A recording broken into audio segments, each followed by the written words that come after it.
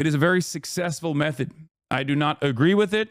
I think it's untrue, first and foremost. I think that's the simplest way to put it, right? I don't agree when people say like, nah, you don't understand. This is how Jews are. It's like, no, they're not. There is no singular group that is monolithic, okay? It does not exist. That's not a real concept. Saying Israel has anything to do with Judaism is like saying ISIS has anything to do with Islam, okay? ISIS is true Islam. Israel is true Judaism. These are both silly attitudes. These are wrong, okay? At its base, it's just a fundamentally incorrect position. Holy that is so crazy. Wait, what? If we care about anti-Semitism, and I know we do, we need to stay away from Bassem Youssef. Please don't give him more ammunition by having a genuinely anti-Semitic person on stream. He parrots conspiracies about Jewish media control and the libel against Leo Frank. Wait, what? Really? Bassem Youssef is like a liberal, dude. I thought Bassem... What? I am completely unaware of this if he's done stuff like that. I didn't personally like how much he was like joking around with Dan Bilzerian, who I do think is like an actual anti-Semite. But I don't think Bassem Youssef is I'd be shocked. Yeah, I think like the shit that he does, the shit that he on Theo Von, he talked about Jews owning the media, and then on Twitter about Leo Frank stuff. Wait, what the fuck? I did not know this at all, chatter. Holy shit.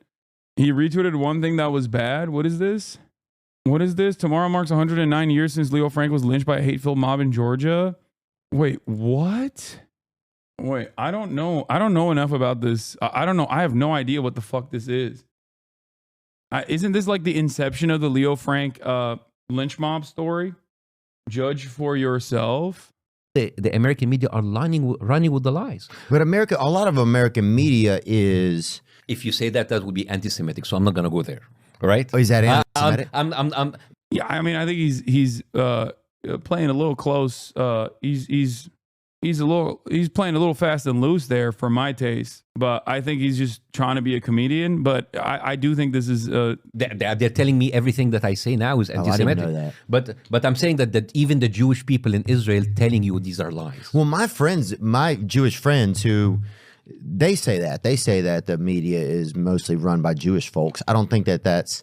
It is. They told me that. It is. All of the corporates. This is bullshit. I don't agree with this at all. I don't agree with Theo Von saying that. And I've heard Theo Von say this before, and I have criticized it as well. I think this is like super fucking old school. It's probably one of the most like insidious forms of it too. And I think this, like, whether intentionally or unintentionally, doesn't matter, absolutely fucking leans in to... Norm Finkelstein said this also. Yeah, well, Norm Finkelstein is literally the son of Holocaust survivors. And he is, a Jewish man. It's also...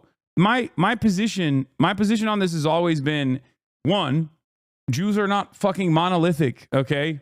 Like, it doesn't matter. This is the idea that, like, there are Jewish people in fucking media, and that therefore this somehow feeds into, the pro-Israel position is so fucking ridiculous. Especially because guess who I have on my fucking show all the time? Jews in media, okay? The fuck? Some of the most, like, aggressive anti-Zionists out there are the very same Jewish people that work in media that I have on my stream. It's ridiculous. I don't think that this is like appropriate. I don't agree with it. I don't like this at all. Maybe not give Ethan and D-Bag ammunition. No, I'm openly calling this shit out. The CEOs are, but that's a different. But I don't want to go into their intention. I'm just giving you a case that it didn't have. We can't say that though. Well, according to a bill that was passed by the Congress 2 months ago, there's now an anti-Semitic bill that any criticism to Israel will be counted as anti-Semitic. Any criticism to Jewish people who might have a dual loyalty to Israel and America, if you attack them, that will be called anti-Semitic. If you talk about AIPAC controlling the elections and giving money, that's anti-Semitic. And it's like, wait a minute. Yeah, this is way too fucking close to like. it's way too close to the fucking it's just like he's talking about dual loyalty and shit. Like this is not something that I've ever personally agreed with. I don't give it any fucking room to breathe whatsoever, and I think it's a very dangerous the Jews that occupy leadership positions in media have those jobs because they're right-wing capitalists, not because they're Jewish. Exactly. Let's bring back my favorite anti-Semite destroyer, okay? Vladimir Ilyich Lenin, who talks very famously about the enmity caused against Jews in Tsarist Russia. His speech is important to remember because it is prescient even now. It's something that I have brought forward many times over. All of this enmity is a simple distraction. It is hatred that those, which by the way, I did talk about at the Oxford Union speech as well. Enmity towards Jews is an old trick by those in positions of power even before capitalism existed, even before the Industrial Revolution. It is utilized as a simple mechanism of distraction. Okay? Anti-Semitism means spreading enmity towards the Jews. When the accursed Tsarist monarchy was living its last days, it tried to incite ignorant workers and peasants against the Jews. The Tsarist police, in alliance with the landowners and the capitalists, organized pogroms against the Jews. The hate of the workers and the peasants. The landowners and capitalists tried to divert against the Jews. In other countries, too, we often see the capitalists fomenting hatred against the Jews.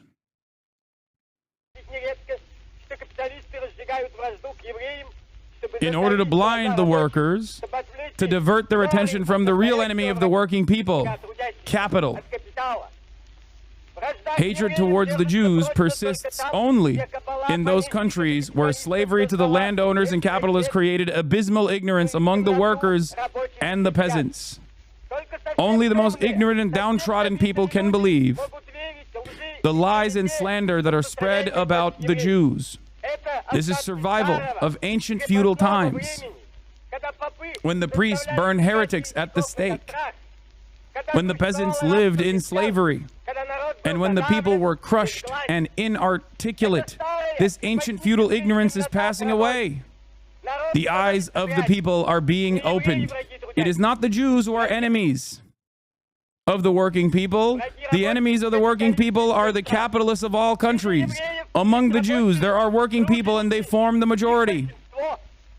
They are our brothers who, like us, are oppressed by capital. They are our comrades in the struggle for socialism. Among the Jews, there are kulaks, exploiters, and capitalists, just as there are among the Russians and among the people of all nations. The capitalists strive to sow and foment hatred between workers of different faiths, different nations, and different races. Those who do not work are kept in power by the power and strength of capital.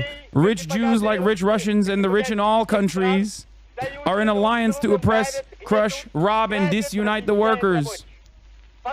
Shame on accursed Tsarism, which tortured and persecuted the Jews. Shame on those who foment hatred towards the Jews, who foment hatred towards other nations. Long live the fraternal trust and fighting alliance of the workers of all nations in the struggle to overthrow capital. Vladimir Ilyich Lenin. There is perhaps no more concise and prescient statement on the unnecessary division that is very successfully created for people who must be united in one cause, that people who have the exact same class positions and the exact same struggles and the exact same wants and needs. It's simply one of the oldest forms of bigotry. And the reality of the matter is, it is a very successful method. I do not agree with it. I think it's untrue, first and foremost. I think That's the simplest way to put it, right? I don't agree when people say like, nah, you don't understand. This is how Jews are. It's like, no, they're not. There is no singular group that is monolithic, okay? It does not exist. That's not a real concept, okay? That is mystical thinking. That is idealistic thinking. That is good, bad dynamics. I do not traffic in these conspiracies, and I do not believe in these arguments because that's not how human beings are, okay? It is immaterial and unproductive, and created as a mechanism of distraction. And I think a lot of people fall into these fallacies because of their liberalism, okay? Liberalism causes people to think in good, bad dynamics. Liberalism causes people to think in terms of the Marvel Cinematic Universe. And when you think that way, you always have to find an enemy, okay? Someone has to be doing things, pulling the strings, because you refuse to see that those who are openly pulling the strings in broad daylight and engaging in class collaboration are those in positions of power, the capital owners, a consortium, a network of capital owners who are in positions of power all around the globe, regardless of their background. And they do this because they've designed society in a way that suits the profit motive. They do this in a way to ensure that they still end up reinforcing the structures that bind us. Let's see what Noam Chomsky had to say about this. A little bit different. For one thing, there's two questions. There's a number of questions to ask about that. You know the book, I'm sure. Yeah. Lenin died 25 before Israel. We live in a different world today. It don't matter. If you think Lenin's analysis in that regard is not applicable, when in fact the time when he was alive was infinitely more susceptible to anti-Semitic ways of thinking. He's talking about World War I with respect to capital owners causing division amongst nations. So even if you were to talk about this from the framework of Israel alone, right? Lenin would understand that there are workers who are also united in their class struggle against capitalists, even in a nation state such as Israel. Anyway, Leo Frank was a Jewish man who was lynched because he was wrongfully convicted for the murder of teenager Mary Fagan. Jury believed the black man's testimony to Jim Conley over Frank's. A witness averred on his deathbed that he saw Jim Conley kill Fagan. Leo Frank is used as a dog whistle for Jewish people doing crimes of pedophilia and killing children, saying Frank is guilty today. He's literally just dog whistling. Yeah, I didn't know that. Sorry. I mean, I don't know the full details of the Leo Frank story. I know that it was like the pivotal reason why the ADL began.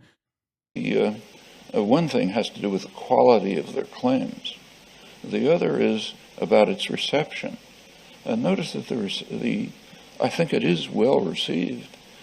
And I think the reason is it exculpates the U.S. government.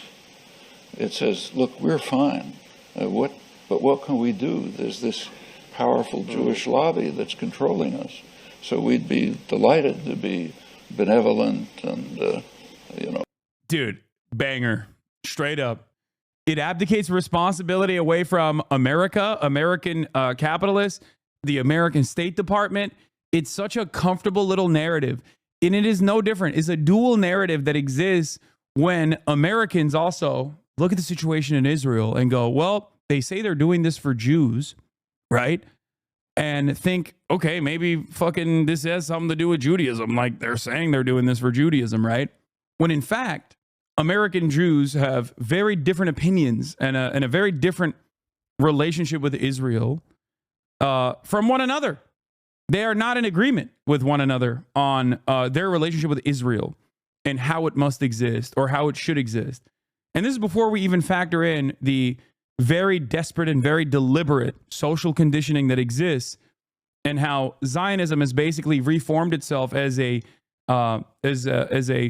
new national religion for a lot of Reform Jews in America, in their upbringing, in their development.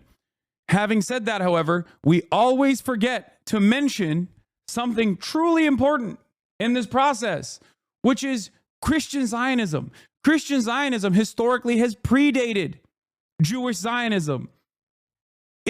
blows my mind that people just simply don't understand this. Like, it was actually Jews in the UK that openly criticized the Balfour Declaration.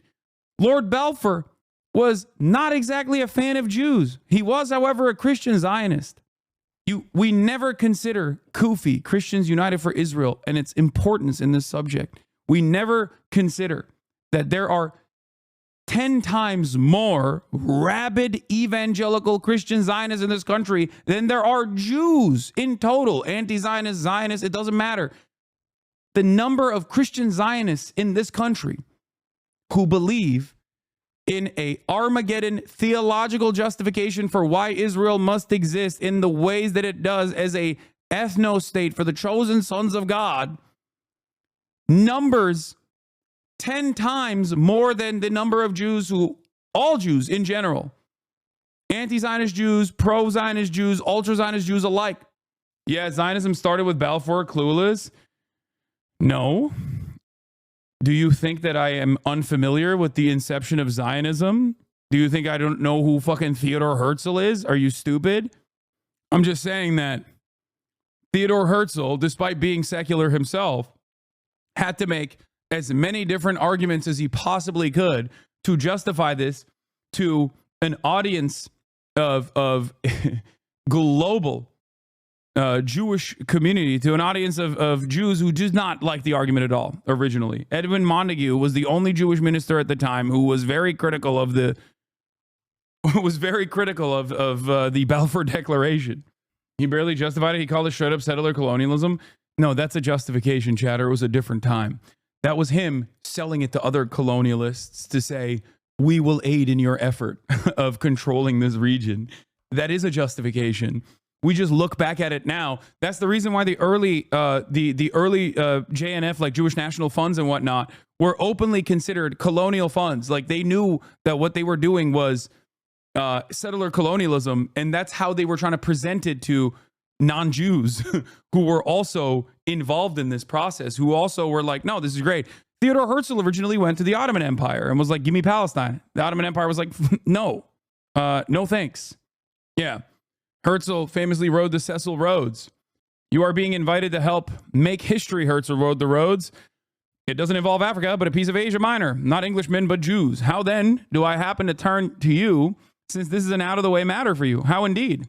Because it is something colonial. You, Mr. Rhodes, are a visionary politician or a practical visionary. I want you to put the stamp of your authority on the Zionist plan and to make the following declaration to a few people who swear by you. I, Rhodes, have examined this plan and found it correct and practicable. It is a plan full of culture, excellent for the group of people for whom it is directly designed, and quite good for England, for Greater Britain. This man was only invested in the development of a Jewish ethno-state. Okay, Theodor Herzl. And there were, he was far from the most aggressive at the time. I would say Jabotinsky was far worse in his commentary and his rhetoric and his open declarations and allegiances with fascism. But Theodor Herzl, seen as the, godfather of Israel, did not really care. He had one mind. He had one mindset. He would go and make a religious justification to religious Jews. He would go and make a secular justification to secular Jews. He would go and make a colonialist justification to colonialist non-Jews. It didn't matter. Do you understand? It was more so just, I really want this. I really want this bad. But let's get back to Noam Chomsky.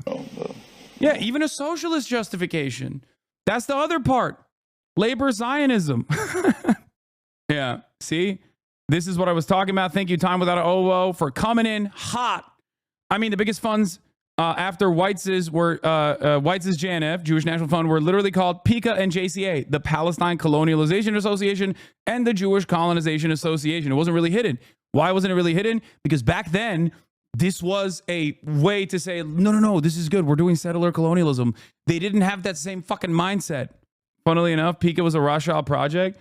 Like, they didn't look at this term in the same woke ways that we now understand colonialism as a bad thing, okay? It was a good thing being presented. Victims of colonialism were even less, it had even less voice. They barely have a voice now. There was a positive association with the term, not a negative one. Anyway, let's continue. Helping people are natural instincts, but we're trapped by the Jewish lobby. Well, that's a pretty good reason, I think, why it is accepted. Yeah. The second question is about the thesis. I mean, can it really be that a small ethnic lobby controls U.S. policy? I mean, if anybody believes that thesis, there's a tactical suggestion that follows immediately. Put on your tie and jacket, go to the executive offices of Lockheed Martin, General Electric, Goldman Sachs, J.P. Morgan Chase, and explain to them that your interests are being harmed by a little lobby which you can put out of business in 5 minutes. Okay, that's the tactical suggestion that follows. Does anybody pursue it? No, because it's absurd. I mean, the claim, this is actually is an interesting, Mearsheimer and Wald are very good scholars. We're called realist IR scholars. According to realist scholarship, states pursue what is called the national interest, which primarily security. It's an anarchic world, and states try to preserve their own security, well-being of their own populations, and the national interest. There's a lot of questions that are open there. First of all, what is the national interest? I mean, is the national interest of the CEO of General Electric the same as the interest of the janitor who cleans his floors? No, their interests are quite different. So what's the national interest? Where to start? Well, in practice, it turns out that the interests of state power and concentrated economic power. Take a look at the formation of policy. That's what it defends. Is the national interest in that sense harmed by U.S. policy towards Israel? Well, pretty hard to argue that. This is why I always say, and I said this in my Oxford speech as well, saying Israel has anything to do with Judaism is like saying ISIS has anything to do with Islam. Okay? ISIS is true Islam, Israel is true Judaism. These are both silly attitudes. These are wrong. Okay? At its base, it's just a fundamentally incorrect position. And it also revolves around the notion that these people have a monolithic understanding and a monolithic approach. Okay? That all Jews believe this or all Muslims believe this. It's wrong. And another thing that I regularly mention that I brought up in my Oxford speech as well, which is that if all Americans tomorrow became card-carrying anti-Zionists, every single American Jew tomorrow became a card-carrying anti-Zionist, it would not change America's dynamic with Israel even a little bit. Okay? It would probably make way for even more support and even more protests in general. But I promise you, the American state would still support Israel. And there is truth to this reality, as I've often talked about as well. J Street did a poll on American Jews, finding that 70% of American Jews believe in refusing offensive weapons to Israel, denying weapon shipments to Israel in an effort to get them to agree to the ceasefire conditions. 70%. Has that changed Biden's calculation? Since that fucking poll came out, Biden gave another $600 million to Israel. He hugged and kissed Israel Herzog, the president of Israel. Or is his name Israel Herzog? Sorry. Is it, what was it? It is, right? Or am I fucking up his name? I forget. What's the name of the president of Israel? Isaac Herzog, not Israel Herzog. Sorry. Thank you. He hugged and kissed him. Okay? Tim Apple. A Tim Apple moment. And, this is important for people to comprehend, I think. At its most basic, simple truth, it's just a falsehood. And I'm never going to fucking tell you a lie. I'm never going to tell you something I don't believe. It's not like, I'm secretly ashamed of like the real truths about anti-Semitism. That's like what anti-Semites always act like. The criticism of Israel must be anti-Semitic in nature. It has to be. right?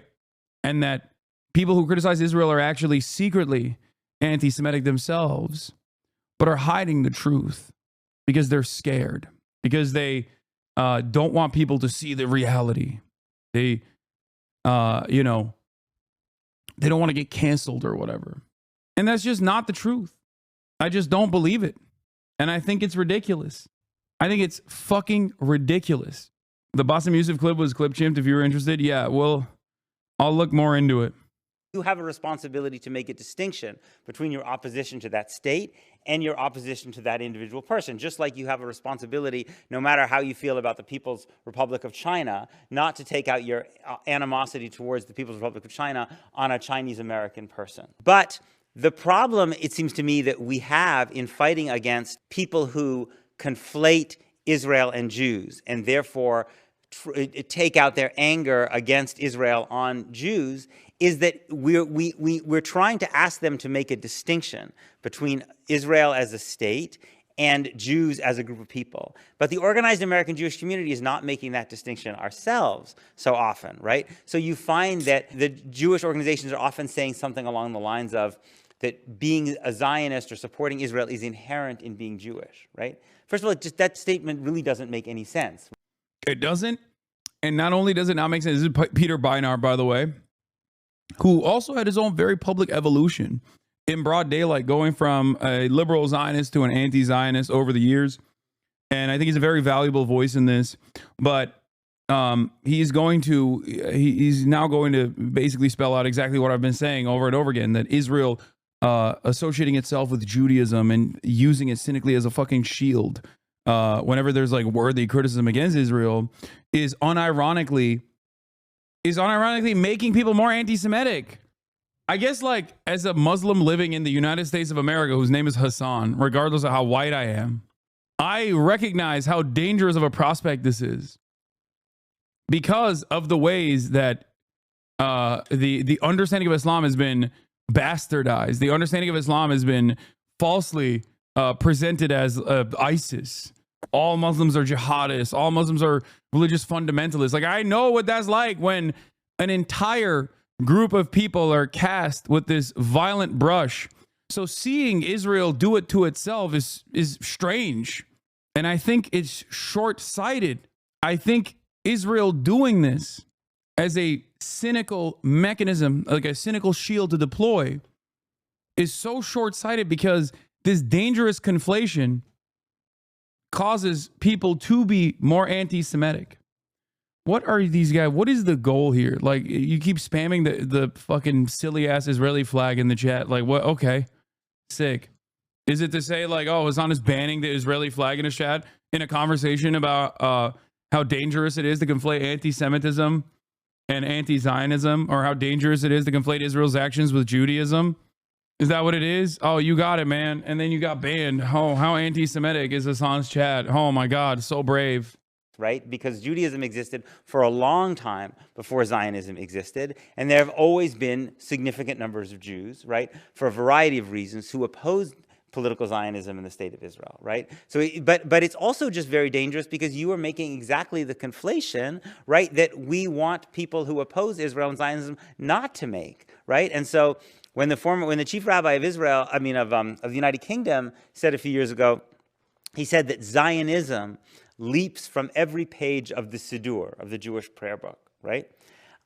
Again, it's a very strange statement given that we've had prayer books since long, long before, Herzl and Pinsker came along in the late 19th century. But then why shouldn't someone write Free Palestine on a Jewish prayer book? You've basically just said it's the equivalent of a political pamphlet for the state of Israel, right? And that's a very, very dangerous thing to do. Yeah. Like utilizing synagogues and Jewish community centers at the behest of the Zionist project, where you sell West Bank properties that the Israeli state has illegally occupied after purging the indigenous population from those homes, and then utilizing the mechanisms, the dangerous and violent mechanisms of the state to overtake those and the ancestral homelands of the indigenous Palestinian population, and then selling those houses illegally in direct contravention with international law and the local laws of whichever state that they're doing this in, is a very, very dangerous prospect. You are smearing Western Jews with this fascist brush. Scary stuff. It's ridiculous. Using places of faith like that is so gross. So fucking gross. So you want us to believe that a Jewish ethno-state has nothing to do with Judaism and believe that a shadowy rich cult controls everything because they believe Armageddon will happen soon? First of all, if you think that America's allegiances with Israel are simply because of the right-wing, reactionary, evangelical Christian Zionist movement in this country, you are delusional. That is also immaterial. Okay, that is anti-materialist thinking. I'm not saying that at all. What I'm simply stating is, I don't know where you live, chatter. Perhaps you live in the United States of America. Another thing that I mentioned in my Cambridge and Oxford Union speeches was, we have demographic concerns too here in the United States of America. Some politicians very openly mention the demographic concerns that we have. It's called Christian nationalism, and it's been growing, especially in recent years. Now, as a United States of America citizen, whether you are of the Christian faith or not, if you understand that as psychotic fascist politicians here, why can you not make this distinction for Jews, both in Israel and also all around the world? That's it. Nazism is not inherent to the German mentality. Zionism is not inherent. You're not born a Zionist.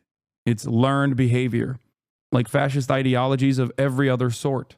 That is my analysis on the situation. Okay? You are programmed into believing this. It's learned behavior, just like every other bigotry. You've literally said America supports Israel because the evangelicals do? No, you misunderstood what I said. I said America supports Israel because it is in our material interest. It is in the interest of American capitalists to have a unsinkable aircraft carrier in a resource-rich region, okay? That is the reason. I'm simply stating that there are more Christian Zionists in this country than there are Jews overall. So even if all Jews in the United States of America were anti-Zionist, our analysis, the American government's analysis wouldn't change. Even if everyone was anti-Zionist, the analysis would not change. But outside of that, the reason why I talk about the evangelical Christian Zionism movement in this country is because they have genuine outsized political power, so much so that they can make the Republican Party, by way of the Federalist Society, undermine the democratic wishes of Americans. We saw this with abortion. So I think it's a way to shift the responsibility away.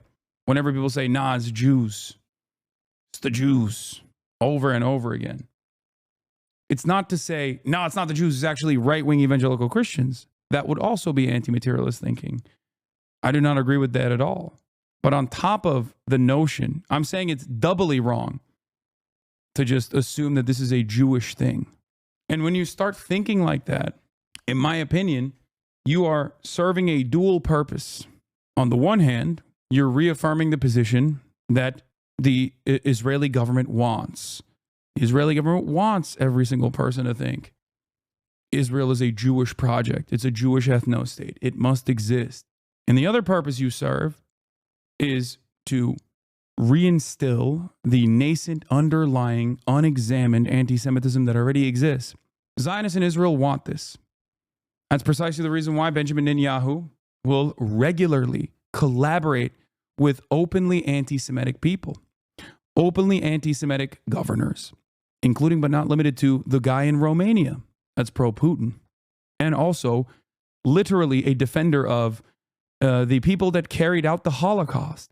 Why did Benjamin Netanyahu have a wonderful conversation with him in the first round of the elections? I'll tell you why. Just like the same in Hungary, where Benjamin Netanyahu linked up with Viktor Orban's anti-Semitic propaganda minister. Okay, his campaign, I think it was his campaign manager. Viktor Orban ran on anti-Semitic memes, okay, in Hungary. Why, one must ask, why is Benjamin Netanyahu so comfortable with anti-Semitic fascists? Well, one, because he's a fascist and also anti-Semitic. But two, anti-Semitism in the West benefits Israel. Anti-Semitism growing in the West plays into the interests of Israel. If Jews feel less safe in the West, then they'll want to defend Israel's ethno-state project, touching on the centuries of domination, pogroms, and the Holocaust, and the real pain that exists in Jewish history, and packaging that up again and saying, see, it's growing in the West. That's why you have to either support Israel and fight at the behest of Israel and engage in propaganda war if you're not going to actually come to Israel and live there. But ultimately, you have to live in Israel. This is another reason why I always say the greatest threat to Israel is not Iran. It's not the mullahs. It's not the Ayatollah. It's not Hezbollah. It's not the Ansar Allah movement. The greatest threat to Israel is Sherman Oaks. The greatest threat to Israel is Boca Raton. The greatest threat to Israel is Brooklyn, New York. Because if people do not feel insecure living in the Western world, and they shouldn't, our Jewish brothers and sisters should not feel insecure living in the United States of America. Okay? Lamau, come on, man. It's 100% true. This is 100% true. This is why I despise when Joe Biden said that no Jew would be safe in the United States of America or anywhere around the world if Israel didn't exist. To me, that's an abdication of your responsibility as the president of the United States of America, a country that has almost the same number of Jews, Jewish Americans, living in it as Israel. It's a ridiculous statement to say. The fuck do you mean no Jew would be safe? Is that a threat? What are you talking about? It's a lie. It's a silly lie. It's a silly lie that serves the propaganda purposes of the state of Israel, beefing up the state of Israel. How can you separate Israel from Judaism as a Palestinian? All I see is Jewish ethno-state promoting Israel as the safest place for Jews, ethnically cleansing people to bring in Jewish settlers, annexing Jerusalem and West Bank to control the alleged Jewish temple, a government using the Torah to justify their genocide. How can anyone separate that from one another? Yes. I mean, I understand why Palestinians and people that live in the region develop this attitude. Norm Chomsky, Norm Finkelstein talked about this with the Ansar Allah movement. The Ansar Allah movement on its banner has a statement that says, curse the Jews. Okay? It's completely unacceptable. It's ridiculous. Right? It's violent. Violently anti-Semitic. But what does Norm say? In the eyes of everyone in the region, since 1948, this has always been, like, Jewishness has always been falsely associated with the state of Israel. And people understandably see it as a violent, expansionist, settler colonial state. So that is the association, the false association that they make. Just because victims, like the Palestinians, make that said false association doesn't mean it is correct. That's it. It's that simple. If you're Palestinian, especially if you're of a Muslim background, you hear these false associations made about Muslims in the Western world with ISIS. Do you agree with those false associations? The only difference in this situation is that anti-Semitism is institutionally protected, right? People, it's not considered appropriate institutionally, right? Whereas Islamophobia serves the interests of the American State Department and the war on terror. So on the one hand, both are false smears, but one actually is seen as a weapon to wield against the entire Muslim population around the globe. The other is seen as a shield to defend the interests of the Israeli state. But they're still untrue. Do you see what I'm saying? The only difference, however, is that both of these are real bigotries. One is seen as a bigotry, the other one is not. Unfortunate reality is that many people do not see Islamophobia as a real bigotry. They see it as like real criticisms of what they perceive is the entirety of the ummah. Okay? God damn, dude. Holy shit.